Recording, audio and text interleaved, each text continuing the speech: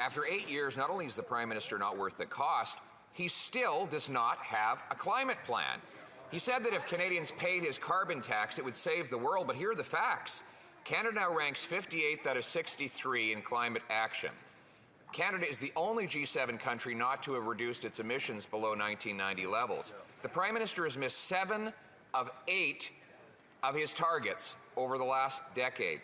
And finally, according to a bombshell report by his own Environment Commissioner this week, he will not hit his 2030 Paris Accord targets. Mr. Speaker, why won't the Prime Minister just admit he doesn't have a climate plan, he has a tax plan? Mr. Speaker, what the Leader of the Opposition is saying in this House is factually incorrect.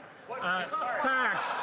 We have the best performance in terms of greenhouse gas reduction since 2019, Mr. Speaker.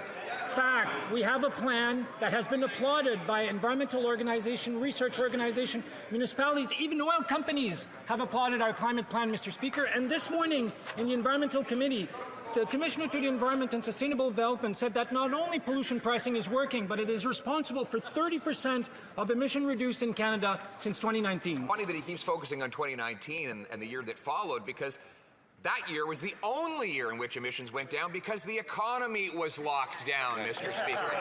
In every other of the 8 years this Prime Minister has been in power, he has missed his emissions targets. He now ranks 58th out of 63 nations. He leads the only country in the G7 that has not reduced its emissions below 1990 levels.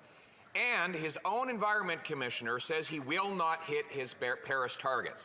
So, will they finally admit that after 8 years, this carbon tax is all pain and no gain? Yeah.